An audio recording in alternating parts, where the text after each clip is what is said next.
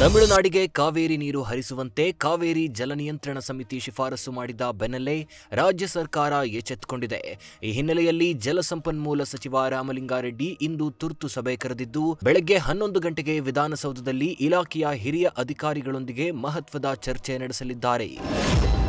ತಮಿಳುನಾಡಿಗೆ ಕಾವೇರಿ ನೀರು ಹರಿಸುವಂತೆ ಕಾವೇರಿ ಜಲ ನಿಯಂತ್ರಣ ಸಮಿತಿ ಶಿಫಾರಸು ಮಾಡಿರುವ ಬೆನ್ನಲ್ಲೇ ಮಂಡ್ಯದಲ್ಲಿ ರೈತರ ಆಕ್ರೋಶ ಭುಗಿಲೆದ್ದಿದೆ. ಶ್ರೀರಂಗಪಟ್ಟಣದಲ್ಲಿ ಭೂಮಿ ತಾಯಿ ಹೋರಾಟ ಸಮಿತಿ ವತಿಯಿಂದ ಪಂಜು ಹಿಡಿದು ಪ್ರತಿಭಟನೆ ನಡೆಸಲಾಗಿದ್ದು, ಪಟ್ಟಣದ ಕುವೆಂಪು ಸರ್ಕಲ್ನಲ್ಲಿ ರೈತ ಮುಖಂಡ ನಂಜುಂಡೇಗೌಡ ನೇತೃತ್ವದಲ್ಲಿ ಹೋರಾಟ ನಡೆದಿದೆ.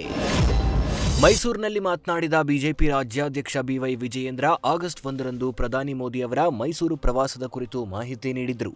ಮೈಸೂರಿನಲ್ಲಿ ಪ್ರಧಾನಿಗಳು ವಿವೇಕಾನಂದ ಸ್ಮಾರಕ ಉದ್ಘಾಟಿಸಲಿದ್ದಾರೆ. ಸ್ವಾಮೀಜಿಗಳ ಆಶಯದಂತೆ ಪ್ರಧಾನಿ ಅವರ ಕೈಲಿಂದಲೇ ಸ್ಮಾರಕ ಉದ್ಘಾಟನೆ ನಡೆಯಲಿದೆ ಅಂತ ತಿಳಿಸಿದರು.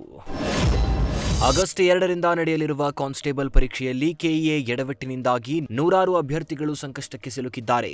3991 ಸಿವಿಲ್ ಪೊಲೀಸ್ ಕಾನ್ಸ್ಟೇಬಲ್ ಹುದ್ದೆಗಳ ನೇಮಕಾತಿಗಾಗಿ ಪರೀಕ್ಷೆ ನಡೆಯಲಿದೆ. ಹೈದರಾಬಾದ್ ಕರ್ನಾಟಕ ಹಾಗೂ ಹೈದರಾಬಾದ್ ಕರ್ನಾಟಕೇತರ ಮೀಸಲಾತಿ ಎರಡಕ್ಕೂ ಅರ್ಜಿ ಸಲ್ಲಿಸಿರುವ ಅಭ್ಯರ್ಥಿಗಳು ಒಂದೇ ದಿನ ಬೆಳಗ್ಗೆ ಹಾಗೂ ಮಧ್ಯಾಹ್ನ 2 ಪರೀಕ್ಷೆಗಳನ್ನು ನಿಗದಿಪಡಿಸಿ ಕರ್ನಾಟಕ ಪರೀಕ್ಷಾ ಪ್ರಾಧಿಕಾರ ಎಡವಟ್ಟು ಮಾಡಿಕೊಟ್ಟಿದೆ.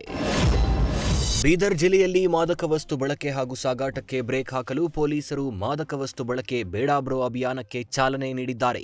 ಈಗಾಗಲೇ ಬೆಂಗಳೂರಿನಲ್ಲಿ ಸಿಎಂ ಡಿಕೆ ಶಿವಕುಮಾರ್ ಹಾಗೂ ಗೃಹ ಸಚಿವ ಪ್ರಿಯಾಂಕ್ ಖರ್ಗೆ ವ್ಯಸನ ಮುಕ್ತ ರಾಜ್ಯ ಮಾಡಲು ಬೇಡ ಬ್ರೋ ಅಭಿಯಾನಕ್ಕೆ ಚಾಲನೆ ನೀಡಿದ್ದು, ಬೀದರ್ ಜಿಲ್ಲೆಯನ್ನ ವ್ಯಸನ ಮುಕ್ತ ಜಿಲ್ಲೆ ಮಾಡಲು ಎಲ್ಲರೂ ಸಹಕರಿಸಿ ಅಂತ ಸಾರ್ವಜನಿಕರಲ್ಲಿ ಎಸ್ಪಿ ಪ್ರದೀಪ್ ಗುಂಟಿ ಮನವಿ ಮಾಡಿದ್ದಾರೆ. ಬೆಳಗಾವಿ ತಾಲೂಕಿನ ಹಿರೇಬಾಗೇವಾಡಿ ಗ್ರಾಮದ ಸರ್ಕಾರಿ ಆಸ್ಪತ್ರೆಯಲ್ಲಿ ವೈದ್ಯರ ಕೊರತೆಯಿಂದಾಗಿ ರೋಗಿಗಳು ಪರದಾಡುವಂತಾಗಿದೆ. ಚಿಕಿತ್ಸೆಗಾಗಿ ಆಸ್ಪತ್ರೆಗೆ ಬಂದ ರೋಗಿಗಳು ವೈದ್ಯರಿಲ್ಲದೆ ಗಂಟೆಗಟ್ಟಲೆ ಕಾಯುವ ಪರಿಸ್ಥಿತಿ ನಿರ್ಮಾಣವಾಗಿದ್ದು, ಸಾರ್ವಜನಿಕರು ತೀವ್ರ ಆಕ್ರೋಶ ವ್ಯಕ್ತಪಡಿಸಿದ್ದಾರೆ. ಚಿಕ್ಕಮಗಳೂರು ಜಿಲ್ಲೆ ಕಡೂರು ತಾಲೂಕಿನ ಸಕರಾಪಟ್ಟಣದಲ್ಲಿ ಸರ್ಕಾರಿ ಆಂಬ್ಯುಲೆನ್ಸ್ ಸೇವೆ ಸ್ಥಗಿತಗೊಂಡಿರುವುದರಿಂದ ಸಾರ್ವಜನಿಕರು ತೀವ್ರ ಸಂಕಷ್ಟ ಅನುಭವಿಸುತ್ತಿದ್ದಾರೆ.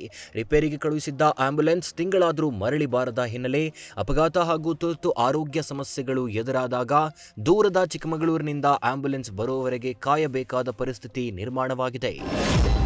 ಕಂದಾಯ ಇಲಾಖೆ ಅಧಿಕಾರಿಗಳು ಬದುಕಿರುವ ಬಡ ಮತ್ತು ವೃದ್ಧ ಫಲಾನುಭವಿಗಳಿಗೂ ಮರಣ ದೃಢೀಕರಣ ಪತ್ರ ನೀಡುವಂತೆ ನೋಟಿಸ್ ಕಳುಹಿಸಿ ಎಡವಟ್ಟು ಮಾಡಿಕೊಂಡಿದ್ದಾರೆ. ಕೊಪ್ಪ ತಾಲೂಕಿನಲ್ಲಿ ಈ ಘಟನೆ ನಡೆದಿದ್ದು, ಸದ್ಯ ನೋಟಿಸ್ಗಳಿಂದಾಗಿ ವೃದ್ಧಾಪ್ಯ, ಸಂಧ್ಯಾ ಸುರಕ್ಷಾ ಹಾಗೂ ವಿಧವಾ ವೇತನ ಪಡೆಯುತ್ತಿರುವ ನೂರಾರು ಫಲಾನುಭವಿಗಳು ಕಂಗಾಲಾಗಿದ್ದಾರೆ. ಉತ್ತರ ಕನ್ನಡ ಜಿಲ್ಲೆಯ ಅಂಕೋಲಾ ತಾಲೂಕಿನ ವರ್ಸಾ ಹಾರವಾಡವನ್ನ ಸಂಪರ್ಕಿಸುವ ಪ್ರಮುಖ ರಸ್ತೆ ನೀರಿನಲ್ಲಿ ಮುಳುಗುತ್ತಿದ್ದು, ಕಳೆದ 5 ವರ್ಷದಿಂದ ಮಳೆಗಾಲದಲ್ಲಿ ಜನ ಪರದಾಟ ನಡೆಸುತ್ತಿದ್ದಾರೆ. ಈ ಬಗ್ಗೆ ಅಧಿಕಾರಿಗಳ ಭೇಟಿ, ಪರಿಶೀಲನೆ ಮತ್ತು ಭರವಸೆಗಳು ಮಾತ್ರ ನಡೆಯುತ್ತಿದ್ದು, ಶಾಶ್ವತ ಪರಿಹಾರ ಮಾತ್ರ ಇನ್ನೂ ಕನಸಾಗಿಯೇ ಉಳಿದಿದೆ ಅಂತ ಗ್ರಾಮಸ್ಥರು ಆಕ್ರೋಶ ವ್ಯಕ್ತಪಡಿಸಿದ್ದಾರೆ. ಹುಬ್ಬಳ್ಳಿಯ ಆರಾಧ್ಯ ದೈವ ಶ್ರೀ ಸಿದ್ದಾರೂಢ ಸ್ವಾಮಿಗಳ ಭಾವಚಿತ್ರವನ್ನ ತೆಲುಗು ನಟ ಅಲ್ಲು ಅರ್ಜುನ್ಗೆ ಹುಬ್ಬಳ್ಳಿ ಯುವಕರು ಉಡುಗೊರೆಯಾಗಿ ನೀಡಿದ್ದಾರೆ. ಹೈದರಾಬಾದ್ನಲ್ಲಿ ನಡೆದ ಅಲ್ಲು ಅರ್ಜುನ್ ಫ್ಯಾನ್ಸ್ ಅಸೋಸಿಯೇಷನ್ ಕಾರ್ಯಕ್ರಮದಲ್ಲಿ ಈ ವಿಶೇಷ ಕ್ಷಣ ಕಾಣಿಸಿದ್ದು, ವೇದಿಕೆ ಮೇಲಿದ್ದ ಅಲ್ಲು ಅರ್ಜುನ್ಗೆ ಹುಬ್ಬಳ್ಳಿ ಅಭಿಮಾನಿಗಳಾದ ಪ್ರವೀಣ್ ಬಿ, ಗೋವರ್ಧನ್ ಹಾಗೂ ವಿನಯ್ ಸಿದ್ದಾರೂಢರ ಭಾವಚಿತ್ರವನ್ನ ನೀಡಿದ್ದಾರೆ. ಇನ್ನು ಭಾವಚಿತ್ರಕ್ಕೆ ಗೌರವ ಸೂಚಿಸಿದ ಅಲ್ಲು ಅರ್ಜುನ್ ಪಾದರಕ್ಷೆಗಳನ್ನ ಬದಿಗಿಟ್ಟು ಭಕ್ತಿ ಭಾವದಿಂದ ಚಿತ್ರವನ್ನ ಸ್ವೀಕರಿಸಿದ್ದು, ಅಭಿಮಾನಿಗಳ ಮೆಚ್ಚುಗೆಗೆ ಪಾತ್ರವಾಗಿದೆ.